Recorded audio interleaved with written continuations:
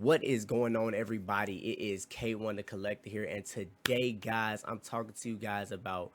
It says WWE 2K24, and that's true because I am talking about WWE 2K24, but I'm really just discussing the future of not only WWE 2K24, but WWE 2K period and my faction specifically. Guys, I am a firm believer that this mode can become the greatest card collecting mode in sports entertainment, probably card collecting mode period, including things like Marvel Contest of Champions and things like that. Like, I'm talking about period. A Yu-Gi-Oh game, a Pokemon game, whatever. You know, I think that this can be the goat of it. And really, I ain't gonna waste no time, man. I'm gonna get straight into it, into telling y'all why. I got 5 reasons why. Number one, this is not in like ranking number one, like that. It's just 5 reasons. So, my first reason is one, this is wrestling. So that's kind of vague and that's broad. What does that mean? One, well, wrestling means that your tool, 2K's tool, is not real. So, I mean, well, the tool is real, but wrestling itself is not real. So, boundaries are less of a thing than they are in other modes. Meaning that, so for example, like NBA 2K, like NBA, this stuff's just things that basketball players can't do. There are certain ways they can't look, and certain like stuff like that. It's not gonna make any sense. No, it doesn't have to make sense because you have wrestling. I'm kind of gonna keep it there because a lot of my other points kind of point towards that it's wrestling. So, and because it's just really broad because your tool is wrestling. So with that being said, I'm gonna get into my second point, which is history. Now, the history of wrestling goes oh so deep. The connections that you can make in game are unlike any other. In any other sports entertainment card collecting mode, any card collecting mode you can think of, game period. So I'm gonna use NBA 2K as an example a lot because that's one of the ones I'm most familiar with, and I know a lot of people are familiar with. But in NBA 2K, there's a mode called Domination. You get to play current players, you can get to play All-Star teams, you get to play certain kinds of teams, whatever. Build your way all the way up. You get to play historic domination, all that stuff. So that is how they kind of nod in history. They kind of sometimes they do it by adding random people or whatever. But WWE 2K's one of their biggest bright spots is their live events. The things that they can do in live events. Now we already see here like 2023 Moments of Truth is a nod to something some of the biggest moments in 2023 with this Bailey and Io Sky thing right here with this Trish Stratus match right here. I mean, it's crazy, right? These are just nods to stuff that has happened in real life. In WWE, you can go back to like 1988 Moments of Truth and do stuff with Macho Man Randy Savage, do things with Bret Hart, do things with Shawn Michaels, and you can even and so like NBA 2K is kind of taking it to another level with their My NBA mode, how they've gotten film grain and the presentation is modified, but WWE can do all of that same stuff and then some just because of what all they can do with their superstars, making their superstars look different, making adding different commentators. I mean, and everybody who they have access to. And now, don't get me wrong, guys. I mean, and also we have a showcase mode, and I think some of the showcase tools can be implemented into this, and just what all is at their disposal. But speaking of what's at their disposal, I don't want to be ignorant, right? Because us as fans and consumers, just in gamers, period, a lot of times we underestimate or just devalue what all a developer or who we're talking to can actually do realistically. Sometimes like they might have not have access to licenses, so they can't do that. Sometimes it's just we underestimate how much work it takes to actually do what we're asking for, whether it's possible or not.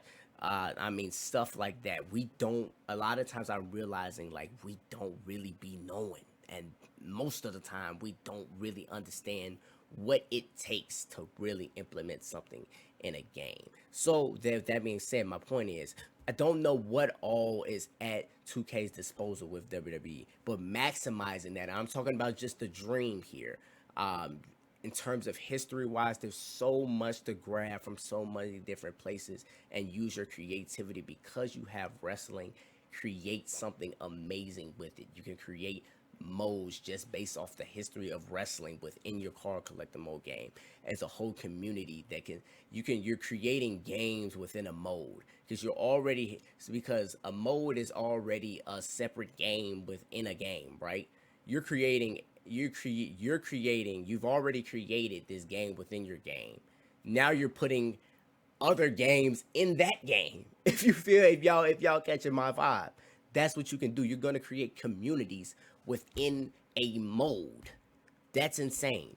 Number three is that not my faction. WWE has no off seasons. This means year long content.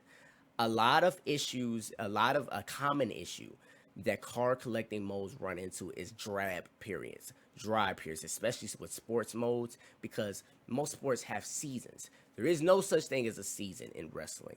WWE has added 365 days with numerous feuds, numerous debuts, people being signed, numerous pay-per-views, all kind. Oh, my bad, not pay-per-views, premium live events. For as long I grew up with them being premium live events or whatever, but it's not that anymore. Whatever.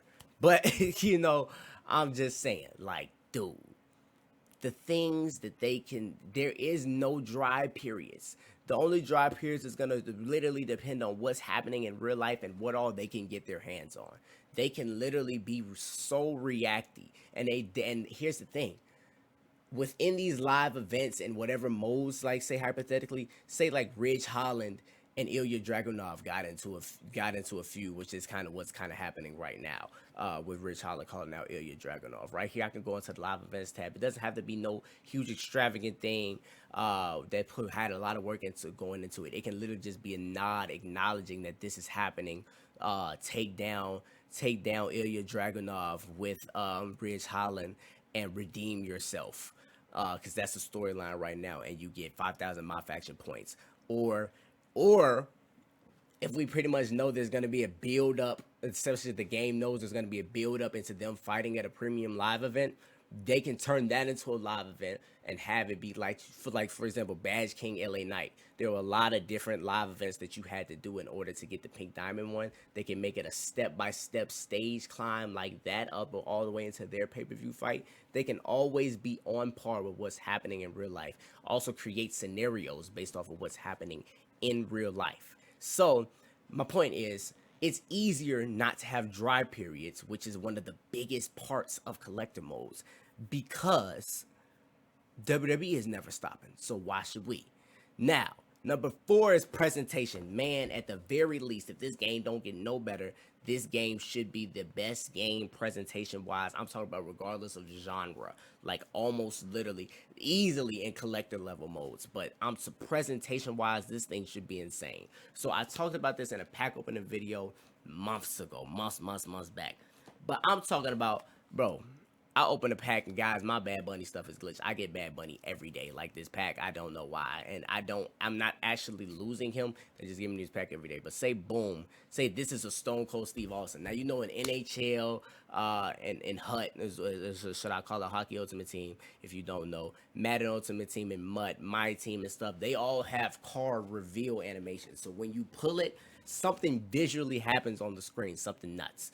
Like on NBA 2K, they come out of like an elevator or something when it says point guard, Golden State Warriors 30, Stephen Curry with a whole bunch of lights depending on what what series he's from, what gym level he is. On this, dude, imagine this: you are pulling Royal Rumble packs or whatever. There's a 99 Stone Cold Steve Austin in the pack. Dude, this is so awesome. 99 overall Stone Cold Steve Austin in the pack. You hovering over it. Oh my God, there's pink flames. This is a pink diamond. Who is it going to be? The countdown says, just like Royal Rumble, the thing says 10, 9, with this stuff flashing on your screen. 8, 7, 6, 5, 4, 3, 2, 1. And then your screen is like glass broke off your screen, and it goes, dang, Stone Cold's music hits, and he comes out, he'd be like, give me a hell yeah. Or he throw a bottle at the screen. Dude. I mean, throw a beer can at the screen, bro. Yo, what is more awesome than that? Or like you pull some type of high rarity Batista and he come out with the machine gun, like this what I did in my video before. Dude, there's stuff like that will be unmatched. And now don't get me wrong, I don't want to be ignorant because that is something that I expect to be very, very hard to do. Just I mean, in terms of like game development and stuff, just things to implement. But hey, we talking about top level my faction. We talking about pure dream my faction. We talking about the best of the best, and it could really get deeper than this. Back a while ago, I made a WWE 2K my faction wish list. I'm trying to remember. Is it just a my? I think it's just a my faction wish list. So if you guys are interested in that, please go look. And I don't even think people realize how important this mode is to this game because this mode is what can really take this game to the next level. So guys, yes, that's 4 in presentation. Number 5 is that it's fun. The game is already fun. Now, next year, let me grab my mic. Next year, I am fully expecting, let me open this little pack. I am fully expecting like a ranked mode. I'm fully expecting like a player marking and stuff. But the game is already fun. The next step, and this is me talking about why it has the potential to be the greatest card collecting mode of all time, not necessarily saying what it needs to be that or how to do it, but this is gonna kind of be peering into that. And I've said this in videos before. This here is what they're gonna need. The game is already pretty fun, yes. But the gameplay needs to be better. There needs to be another step implemented in gameplay. There needs to be another layer. I don't know what exactly that is. If I brainstormed, I would probably bring that to y'all in a video, how to take WWE 2K24, 25, whatever gameplay to the next level. Because it does need to. Once this game is, see, the way you get a masterful game is because, see, 2K knows the online scene in gaming is a really big deal. How could you not know? Their partner game in NBA 2K has the whole NBA 2K league. Pro-Am is a really big deal. Park is a really big deal. Those are all competitive modes against one another. PvP is basically what I'm saying is a really big deal in all games. I mean, that's not even sports games. That's just gaming. Because that is what it's come to be in this 2024 world. So because of that, I'm sure that that's going to be implemented in some way, shape, or form shortly. Now, what was I saying? Okay, now because of that, this game does have to be taken to the next level. Like I said, it is missing something gameplay wise. There needs to be something that implements a skill gap because I'm gonna put it like this. That's how you bring in new players. That's how you get people who don't even really love wrestling. They just love competition. They just love going against one another. A lot of times people on the top of the leaderboards are not the most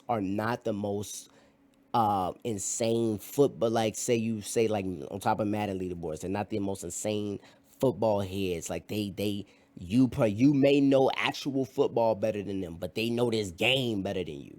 Like a lot of those are, it's gonna, the people at the top of the leaderboards, some of y'all who's for real wrestling fans, even me, I'm gonna know wrestling better than them.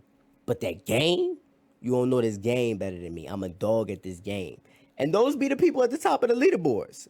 They don't be like not knowing anything about wrestling. But like for example, in NBA 2K, my friend is elite at NBA 2K. He's just mastered this one skill. He's literally just dunking. He's one of the best slashers I've ever played with in my life. And he's mastered that, and he's really good at it. And he's also really good in my team.